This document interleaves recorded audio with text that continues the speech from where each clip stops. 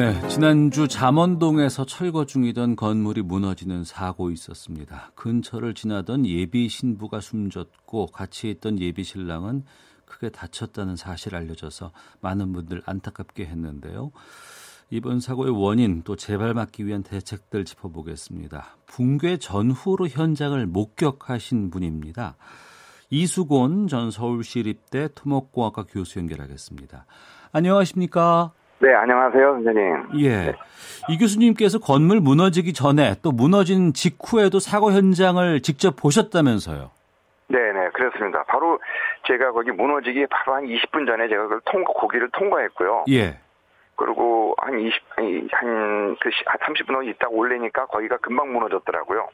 그래서 양쪽을 다 봤습니다. 그 당시 상황이 어땠습니까? 지나갈 때는 그렇게 아마 2시 반에 2시 23분에 무너졌다는데 그 점심시간이 저는 좀 늦게 먹었는데 점심시간이 지났기 때문에 네. 아마 행인은 많지는 않았어요. 근데 예. 거기가 신사역이 신분당선 연결하는 거 지하철이 만들어지기 때문에 상당히 차가 밀리는 데거든요. 근데 지나갈 때는 아무런 사람도 없었고, 예. 거기는 안전 요원도 없었고, 아무런 표시판도 아무것도 없어요. 그냥 평소 때하고 똑같았습니다. 네네. 그 인근에 사시는 분들은 그 붕괴 전날에도 좀 건물이 이상한 징후가 있었다라고 얘기를 하시거든요. 네네. 저도 한 2, 3일 그 전날도 지나갈 때마다 뭘 느꼈냐면 지나가면서 이게 먼지나게 냄새가 많이 나가지고요. 예. 그냥 지나갈 정도가 아니고 숨을 막고 그냥 뛰어갈 정도였어요. 그런 걸 느낄 때는 뭘 느꼈냐면 아예 공사를 서두르구나 이런 거를. 예. 네, 그런 느낌은 받았습니다. 공사를 서두른다는 게 어떤 의미인가요? 보통 지나갈 때 이렇게 먼지가 많이 나면 그런 걸 물 뿌리고 이렇게 하면 그걸 방진 시스템을 만들어 놓고 하는데 네네. 그 바로 대도시에서 서울의 대도시에서 그렇게 철거하면서 사람이 지나갈 때 그냥 못 지나가고 뛰어갈 정도라면 숨을 막고 그건 뭔가 지금 서두르고 뭔가를 제대로 지금 안 하는 거거든요. 예, 서두른다는 시간이 쫓긴다는 얘기죠. 예. 네.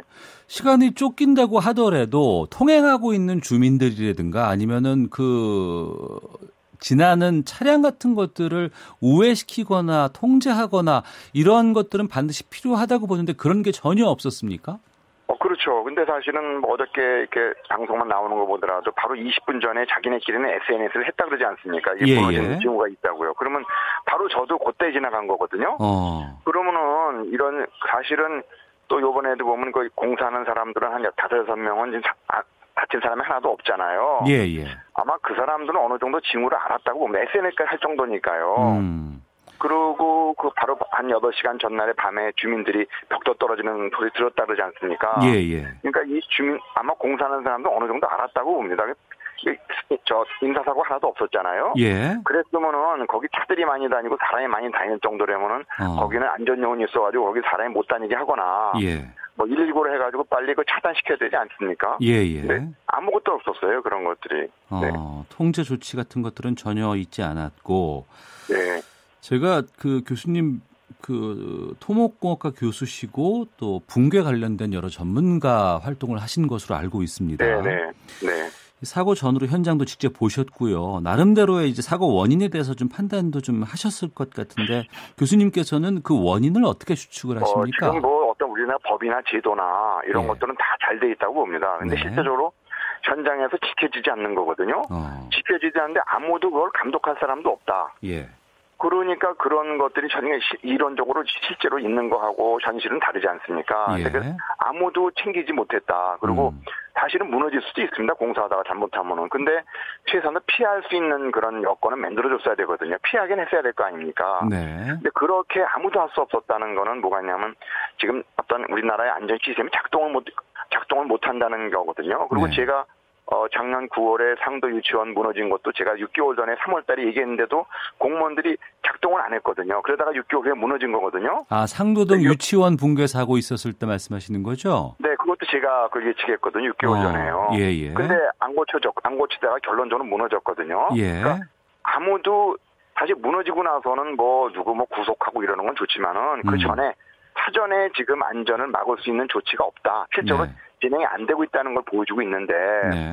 근데 우리나라가 보면 행정안전부에서도 몇 개월 동안에 국민 대안전 이런 잔치를 하거든요. 이런 어떤 제도를. 근데 형식적으로 말하지 실제적으로는 현장에서는 그런 게 작동이 안 되는 게 많기 때문에 네. 제가 보기에는 뭔가 지금 그리고 공무원들도 뭐 일부러 그런 건 아닐까. 공무원도 몇 명이 없는데 그 관내에서는 수십 개가 이렇게 진행되고 있기 때문에 전부 다 할 수가 없거든요. 예. 그래서 제가 어떻게 보면 제안드리고 싶은 건 뭐가 있냐면 이런 걸 여러 가지 느끼면서 뭐냐면 이게 우리나라에 안전 시스템이 없다. 예.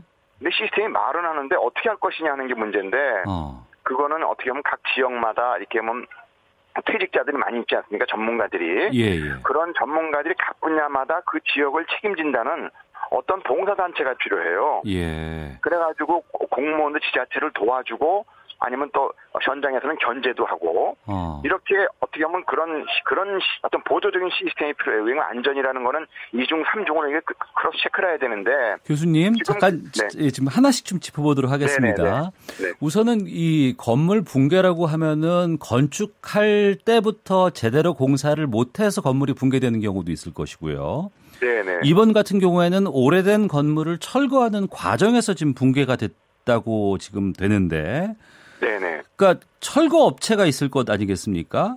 네네. 이 철거 업체도 구청에다가 뭐 계획서라든가 실제 공사 방법에 대한 것들을 다 보고를 하는데 이것들이 좀 맞지 않았다는 얘기 나오거든요.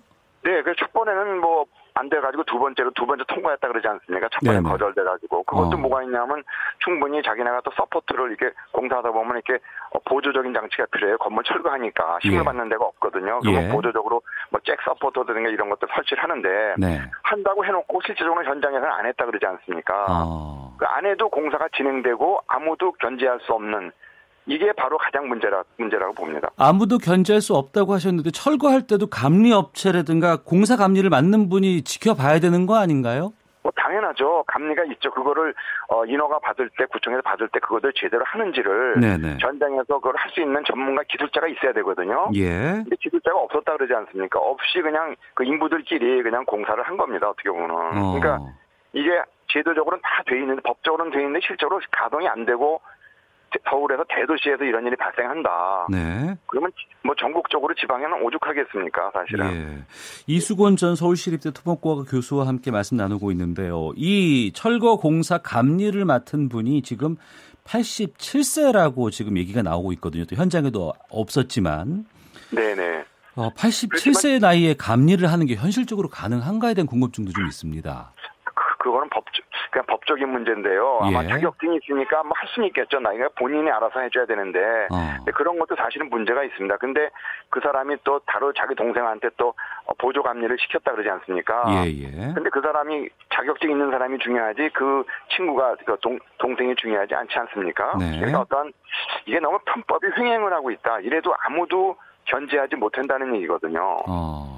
편법이 횡행하고 있다고 말씀하셨습니다만 이 감리할 때 공사를 감독하는 게 중요하고 필요하기 때문에 감리를 반드시 두도록 법적으로 조치를 취하고 있는 상황인데 감리를 잘 하고 있는지 확인하는 곳이 뭐 구청이라든가 시청이라든가 이런 곳 아닐까요? 네, 근데 제가 그래서 아까 안전봉사단은 두자는 얘기예요. 왜냐하면 공무원들도 실제로 지자체 가보면 한 두세 명이서 수십 개의 현장을 관리하도록 되어 있는데 감당이 안 되는군요. 네, 그리고 또 그 사람들이 전문가들이 아니거든요. 그러니까 그거를 중개 역할을 할 수 있는 그런 각 지역마다 뭐 소방도 있고 여러 가지 있지 않습니까? 여러 분야의 전문가들이 그 지역을 책임진다는 어떤 24시간에 실시간 가동할 수 있는 그런 게 필요해요. 왜 그런가 하면 이번에 사고도 그렇고 조그맣게 막기만 하면 되거든요. 그 시급성이 필요한데 시간을 낮추는 문제인데 그런 게 지금 놓치고 있다는 얘기입니다. 이런 그 철거 과정에서의 붕괴 사고라든가 비슷한 사고가 또 여러 건 있었다면서요? 네, 또 바로 그저께인가도 부천에서 한번 또 3층짜리 건물이 철거하다 무너졌거든요.